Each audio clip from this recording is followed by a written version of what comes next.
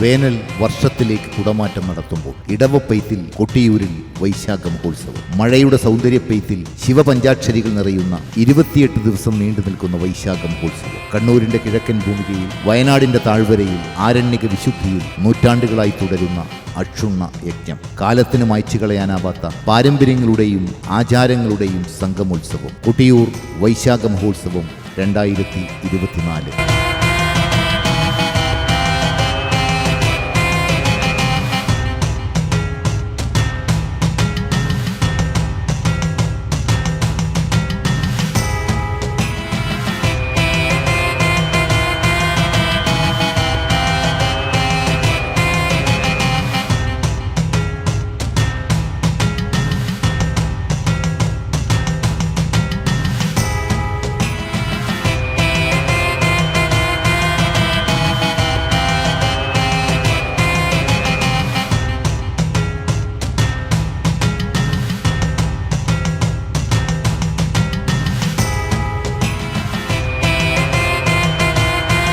May 21 നെയ്യാട്ടം. പ്രക്കുഴം നാൾ മുതൽ തുടങ്ങുന്ന വ്രതശുദ്ധിയിൽ നെയ്യമൃത് വ്രതക്കാർ ദൂരങ്ങൾ കാൽനടയായി താണ്ടി കൊട്ടിയൂർ പെരുമാളിന് നെയ്യഭിഷേകം നടത്തുന്ന നെയ്യാട്ടം. 11 മാസക്കാലത്തെ മൃണ്മയ സുഷുപ്തിയിൽ നിന്നും പെരുമാൾ ഉണരുന്ന അർദ്ധരാത്രിയിലെ അഭിഷേക ചടങ്ങ്. നെയ്യാട്ടം മെയ് 21.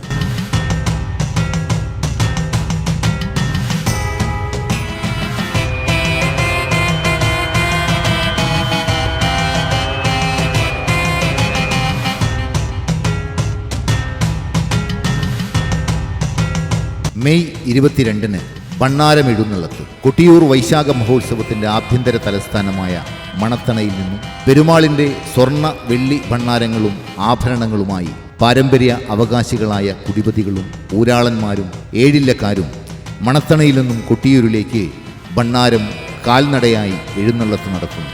മണത്തണയിൽ നിന്നും സന്ധ്യയോടെയാണ് ഈ യാത്ര കൊട്ടിയൂരിലേക്ക് കാൽനടയായി പുറപ്പെടുക.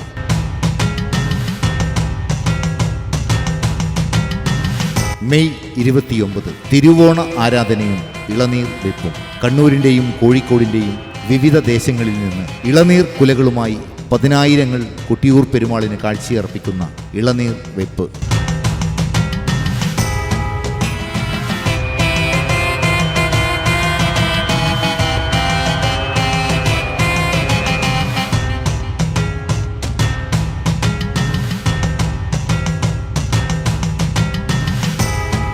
മെയ് 30 അഷ്ടമി ആരാധനയും ഇളനീരാട്ടവും.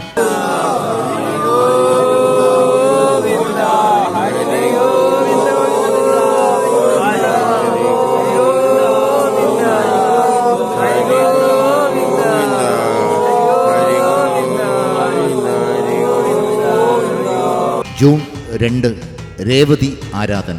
ജൂൺ 6 രോഹിണി ആരാധന. ജൂൺ 13 മകം നാളിൽ കലം വരവ്. മകം നാൾ വരെ മാത്രമേ കൊട്ടിയൂർ സന്നിധാനത്ത് സ്ത്രീകൾക്ക് പ്രവേശനമുള്ളൂ.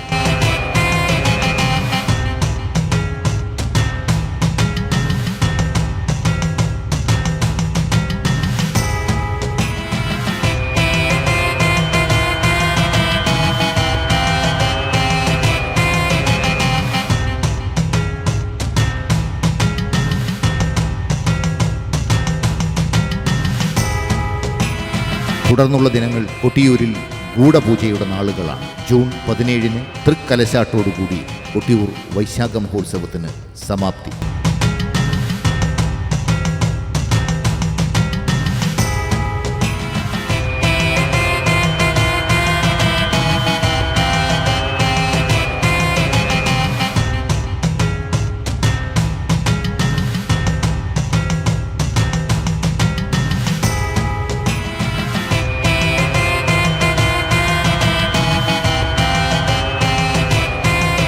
ഇന്ത്യയിൽ തന്നെ അപൂർവമായി നിലനിൽക്കുന്ന ഒട്ടേറെ കാഴ്ചകൾ. ഇടവപ്പെയ്ത്തിൽ ശിവപഞ്ചാക്ഷരികൾ ഉരുവിട്ട് തിരുവഞ്ചേരിയിലെ ജലപ്രദക്ഷിണം. ആരണ്യകങ്ങളുടെ താരാട്ട്. മുളംതണ്ടുകൾ പൂവായി പിറക്കുന്ന പുലരികൾ. കൊട്ടിയൂർ കാഴ്ചകളുടെ വൈശാഖ നാളുകൾ തുടങ്ങുകയായി. മെയ് 21 മുതൽ ജൂൺ 17 വരെ കൊട്ടിയൂർ വൈശാഖ മഹോത്സവം.